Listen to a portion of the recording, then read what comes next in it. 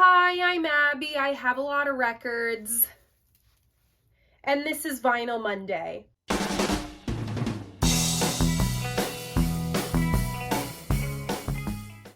Gotta make sure I'm all situated after that. So welcome to a very special episode of Vinyl Monday. If you're new here, hi. This is the series where once a week I sit down and just talk about albums that I love.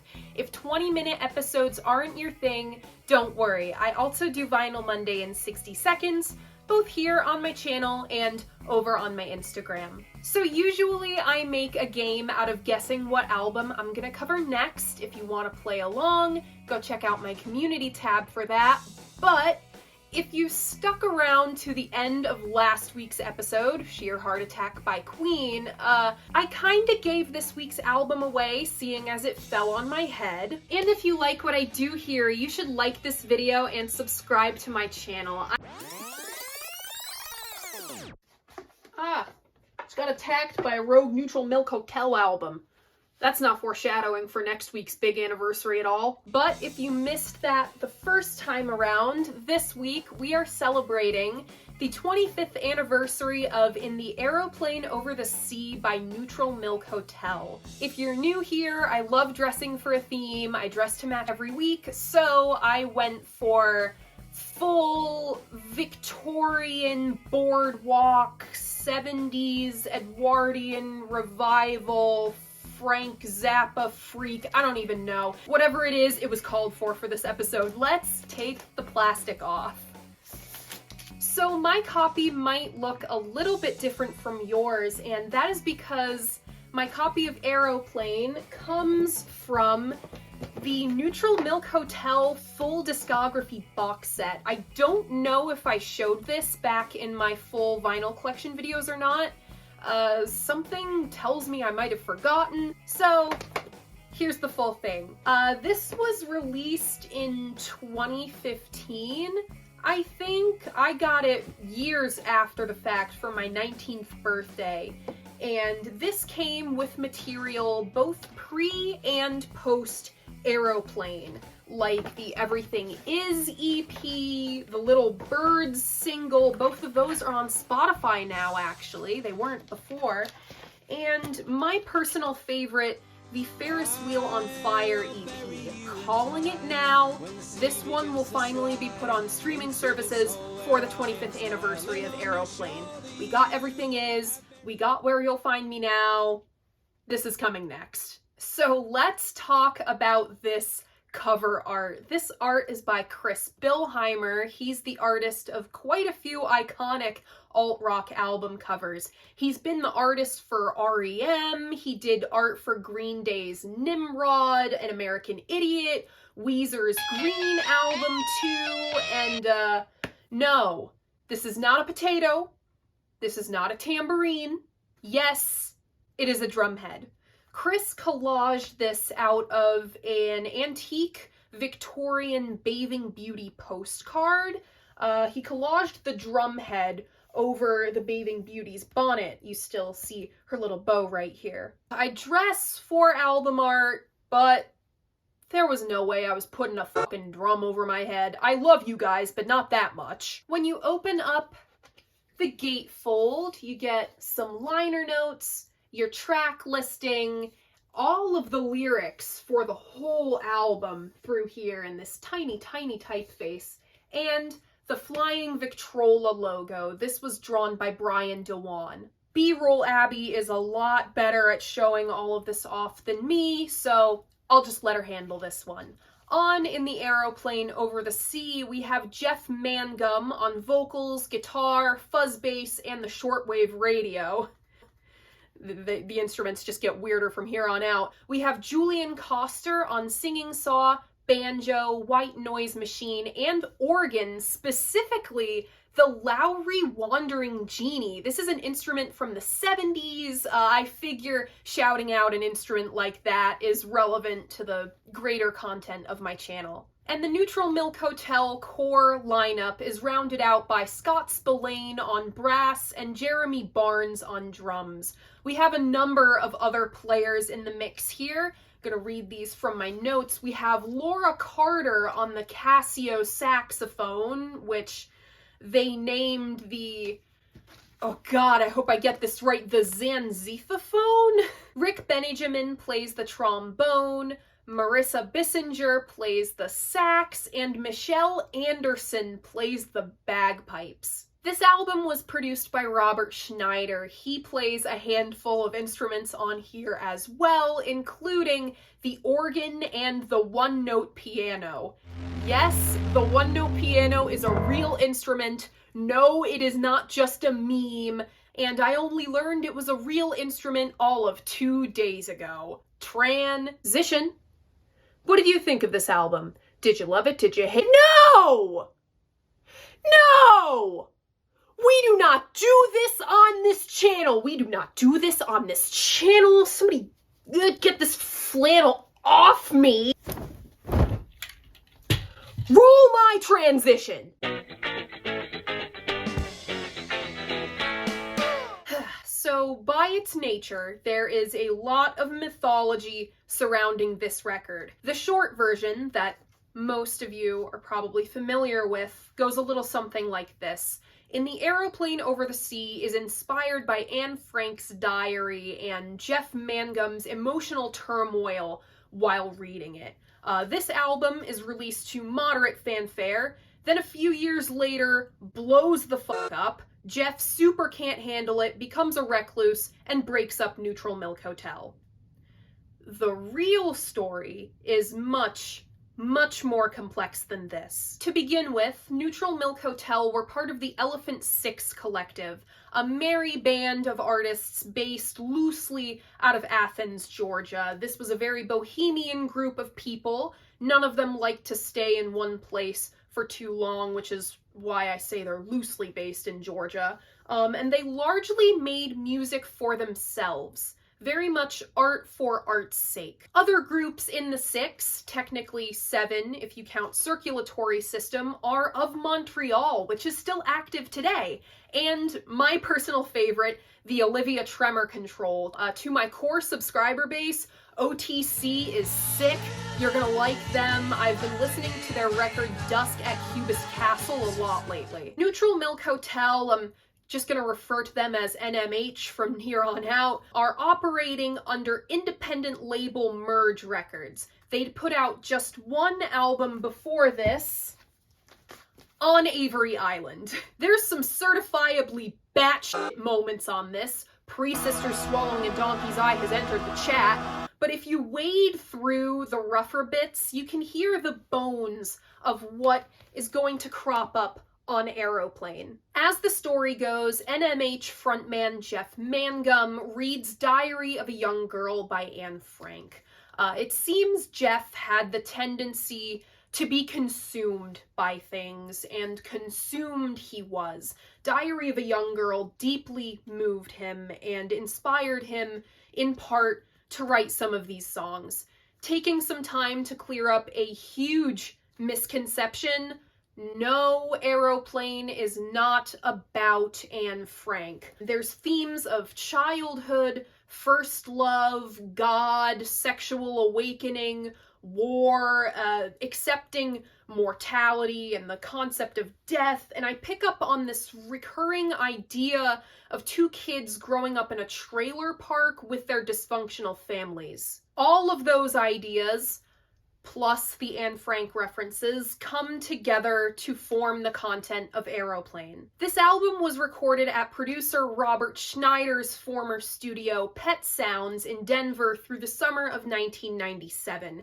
In the album, the studio is listed as the Elephant Six Recording Company. You see a little shout out to the Six on this drumhead on the back cover. Now, Schneider's technique seemed to be compressing the living hell out of this audio, amping up the quiet parts and bringing the loud parts down is the opposite of what we usually see on this channel. Producers like George Martin, right, they championed really full, lush, dynamic soundscapes. Schneider and NMH?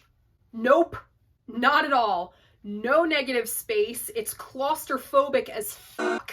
This record's unconventional instrumentation links it to the psych tradition, which is what I've covered most on my channel. We're not doing theremins, we're doing singing saws. We're blowing out the guitars, but we're allergic to the whammy pedal, and absolutely no stereo panning. No comped vocals, no pitch correction, only fuzz! The best way I can describe this soundscape to my core viewer base is if VU and Nico were recorded in the summer of 1997 instead of 1967. This sound goes perfectly with the surreal studio goings on. The vocal take we hear of O Comely, the longest song on the album, yeah, that was done in one take. Jeff was just meant to run through a couple verses to check the settings on the mic, but nope, he just blew through the whole song.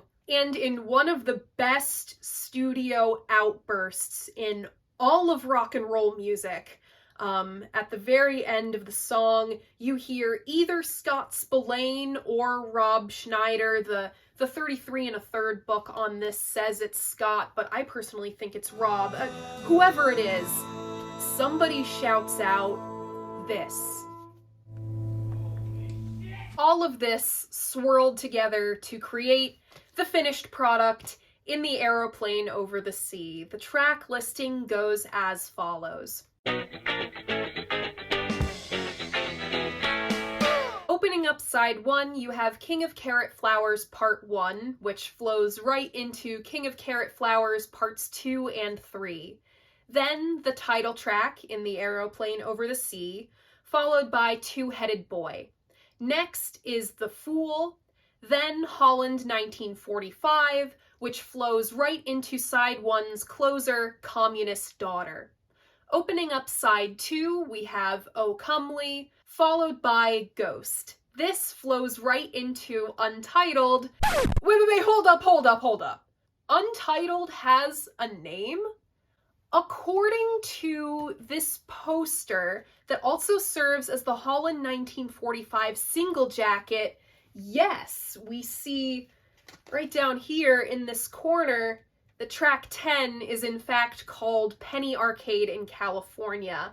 I'm pretty sure this song was retitled long after this album's initial release. Anyway, Penny Arcade in California flows right into the album's closing track, Two-Headed Boy Part 2. This record ends the only way it could, really, with Jeff setting down his guitar, getting up, walking out, and shutting the door. Aeroplane was released February 10th, 1998, 25 years ago this week. This album might feel pretty recent to you all. My audience is mostly elder Gen Xers and boomers. This came out the first half of 98. I was born in the second half of 99. So you want a pretty visual representation of how old Aeroplane is? Here I am. The other major misconception about Aeroplane, aside from the Anne Frank thing, is that Jeff backed out of NMH once this album took off. And yeah, that's half true. The whole true is that Jeff already had one foot out the door by the time this album was done. NMH went on tour to promote Aeroplane. Apparently, this was a must-see show. The guys were pretty energetic on stage back in the day, but Jeff hated the whole touring thing.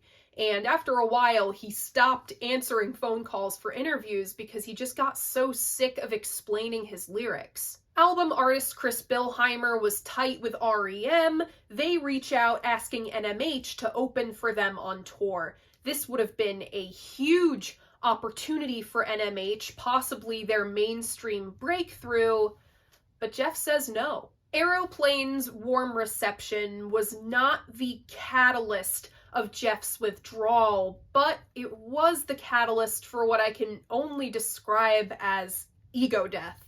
I'm going to read this from my notes. It's a quote from Jeff's 2002 interview with Pitchfork. He says this: I went through a period after Aeroplane when a lot of the basic assumptions I held about reality started crumbling. I think that before then, I had an intuitive innocence that guided me, and that was a very good thing to a certain point. But then I realized that, to a large degree, I had kept my rational mind at bay my whole life. I just acted on intuition in terms of how I related to life. At some point, my rational mind started creeping in and would not shut up. The songs were what I stood for. It was a representation of the platform of my mind that I stood on, and if the platform of the mind is crumbling, then the songs go with it. That explains his very, very, very long hiatus after this record. It reminds me of one of my personal favorite quotes: "If your mind is on fire, the rest of your life is on fire." You know, by all accounts that I've read, Jeff seems like a nice guy, albeit a little odd. You remember your friend from art school who took shrooms one too many times? Yeah, that's Jeff. Aeroplane didn't become a cult classic. That's to say, it didn't get big to the scale at which we are familiar with today until the mid-2000s. Sites like 4chan and Reddit half praised this album, half memed the ever-loving shit out of it, which, in a way, cemented this record's legacy. In time, Aeroplane has become the gold standard of psych folk and one of the most appraised records of the 1990s. It's a landmark release across the entire pantheon of indie rock, similar in importance and iconry to Sonic Youth's Goo, or maybe the first American football record. Aeroplane has influenced entire genres of music. It's difficult to understate this album's status. And Amanda Palmer, who is detest the right word? She wrote a musical for her alma mater using the Aeroplane songs. It's called With the Needle That Sings in Her Heart.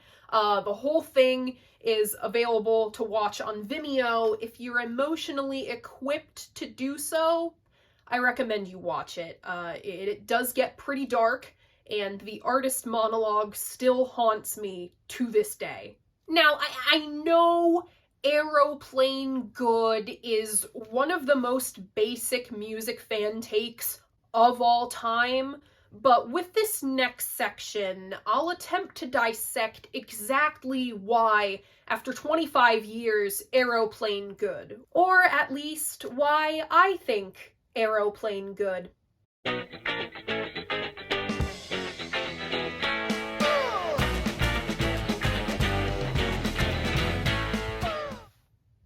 Oh, would you look at that? I think we're getting an airplane passing right now. That's really cool, actually. When I first decided I was gonna cover Aeroplane this time last year, the weather was just like it is right now. Super, super windy and one of the coldest days of the year. And when I first discovered this record, I was sick for like a month.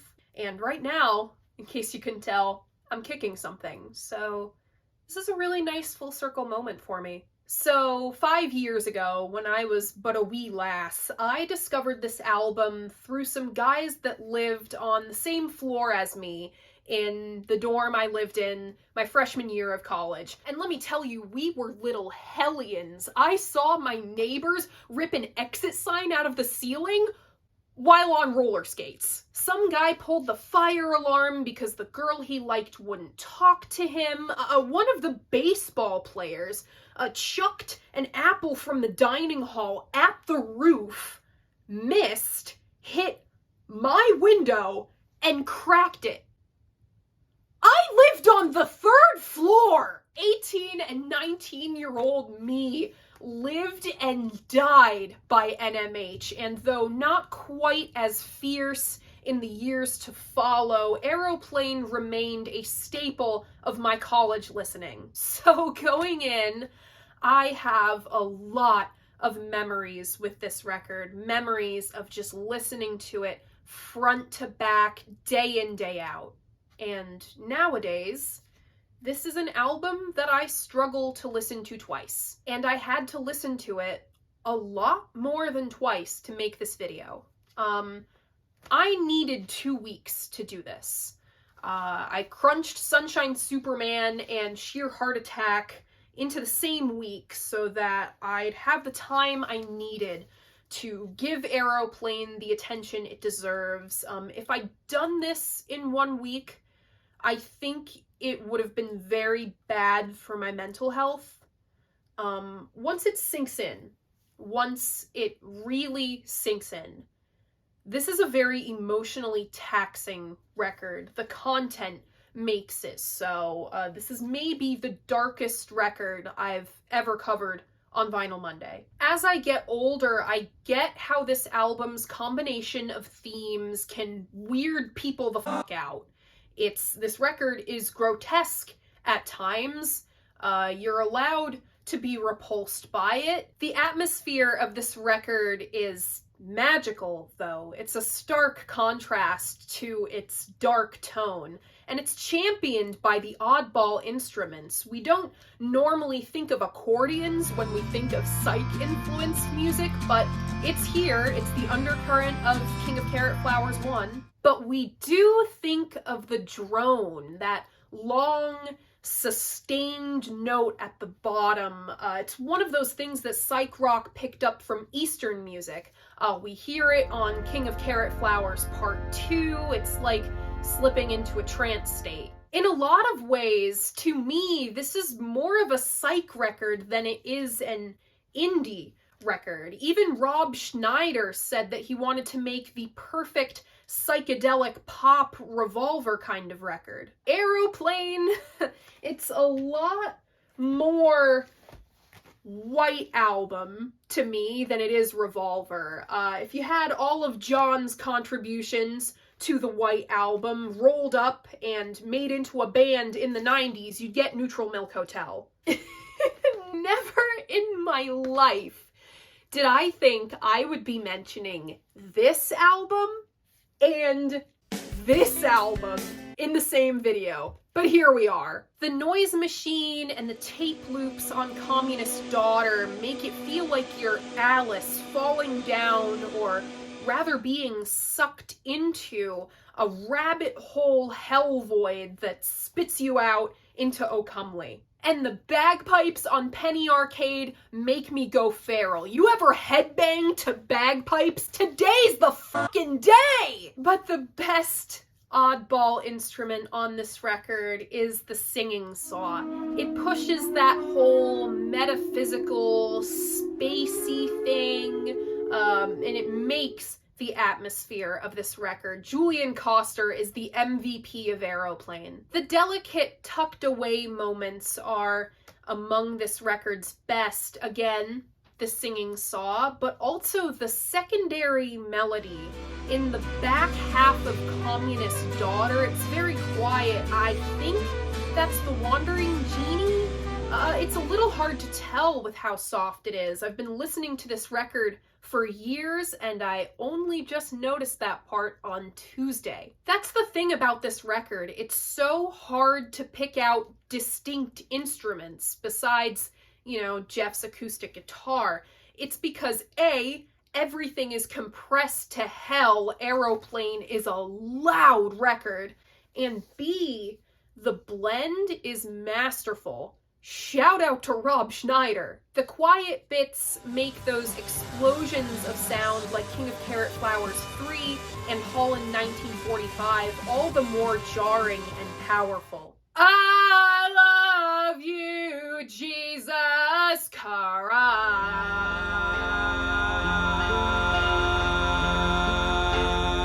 Jeff Mangum's voice. How does one describe Jeff Mangum's voice? It's the sound of a horn being played with such ferocity that the bell breaks. It's as nasally as the human voice can possibly get. It's the perfect voice to sing along to at the top of your lungs with all of your insufferable indie friends all drunk off a shared bottle of Tanqueray and warm beer from the mini fridge. My God, those lyrics cut like a knife. To this day, 25 years later, there are active online communities dissecting the meaning of the lyrics on Aeroplane. And what a spectrum Jeff covers, with the childlike innocence of maybe the most famous line on this record, "How strange it is to be anything at all," to the most chilling line of the whole album, off of O Comely. "I know they buried her body with others, her sister and mother and 500 families. Will she remember me 50 years later? I wished I could save her in some sort of time machine." This is the writing of someone who lives life like an open wound, never getting to close up because they feel everything so intensely. So it just festers. Jeff was too sensitive, hyper empathetic really, to withstand Aeroplane getting big. I understand why he pulled back so hard from NMH. It was out of self-preservation. No, this review is not hailing Jeff as some God-sent genius. I'm really sick of people painting him as rock and roll's J.D. Salinger. To my knowledge, nobody has cited Aeroplane for the reason they assassinated a Beatle. He's not so much Salinger as he is Brian Wilson. Right? A brainy, introverted guy with quite a few quirks who just happened to write a wonderful piece of art. And that was all these guys wanted to do. None of the other junk. I hate calling people geniuses in general. Just leave Jeff Mangum alone. With the instrumentation, lyrics, and vocals combined, this album is like going to a Victorian carnival on shrooms. And when you're a lonely child, right, with an overactive imagination and fascinated by death, you can't totally understand your family's dysfunction, but you know innately that something is wrong, and cry when you step on bugs. The whole world is seen in vignettes like these, and it all feels like a Victorian freak show. I refuse to call Jeff Mangum a genius, but his grasp on language it's remarkable. Aeroplane is one of those rare records in which every song after a certain point feels like the emotional climax. I talked about this a little in my Layla video, where all of side 4 feels like this is it, this is as harrowing as it'll get, this can't get much more intense than this, but it does. Aeroplane does that too. It really starts at The Fool, one of my favorite moments on this record. It sounds like a funeral procession through New Orleans. And it ramps up the whole way through until Two-Headed Boy Part 2. Unless you have a tuna casserole where your soul should be, you're in bits by the end of this album. Yeah. It's safe to say this is an impeccably sequenced record. If I had to call any one song the peak, it would be O Comely. Jeff sounds like he's about to tear his vocal cords apart. Do you have any idea how hard it is to sing that song? You can't breathe, like, at all. It feels like when you sob so hard you can't breathe, but then you get really scared because you can't breathe. So then you cry even harder. It's physical and emotional exertion to the nth degree. I mean, holy shit indeed. The one issue I have with this album's pacing, right? The end of side 1. I feel like the perfect place to lift that needle would be the end of Holland 1945. But no, it's Communist Daughter. In my opinion, Communist Daughter should flow right into O Comely. But I guess that's just one of the limitations that you have with a physical release. This album just has an awkward needle lift. And you know what? For the rest of the stuff on this record, I think I can forgive that. This record covers elation, manic euphoria, sorrow, fury, grief, and acceptance, nearly the entire spectrum of human emotion. This record is like going through the grieving process, hyper-concentrated into 40 minutes. Yes, this album is just 40 minutes long. It might be awkward to settle into with Jeff screaming in your ears about Jesus Christ not even 2 minutes in, but once you settle into it, it flies by. What cements these songs as being so special in the rock and roll canon is their coverability. I think of Phoebe Bridgers' Two-Headed Boy Part 2. It's so delicate. It's like the bones of a bird. Or Lyra Lynn's Aeroplane. It takes out a little bit of the eclecticism of the original, but it's just as robust. It amazes me that a canvas as unblank as Jeff's writing can still be illuminated by other artists. Aeroplane is dark. It's not, happy hippies on LSD like I normally cover on this channel. This is a bad trip at the freak show from hell. It's equal parts childlike innocence and horrors beyond human comprehension. This is one of those rare records that sticks to you for the rest of your life. It's one of the rare bodies of work that holds the power to profoundly move you. 25 years on, Aeroplane continues to be so much more than the sum of its parts. Jokes aside, Aeroplane is something truly special. My personal favorites off this one are Holland 1945, Communist Daughter, O Comely, Penny Arcade in California, and Two-Headed Boy Part 2. If you want to keep up with all of my faves from all of the Vinyl Mondays, I have a Vinyl Monday Spotify playlist linked in my description. I update it every week. And that is it! That is Neutral Milk Hotels in the Aeroplane over the Sea. This is a monolithic record, but I want to know what you guys think. What do you think of Aeroplane and its legacy? And, does the legacy stand on its own outside of the memeing? Yes or no? What do you think? Let me know in the comments. I love hearing what you guys have to say about the albums that I love. If you like what I do here, you should like this video and subscribe to my channel. I post new episodes of Vinyl Monday every Monday morning at 11 a.m. Thank you so much for watching, and I'll see you guys next week. Bye!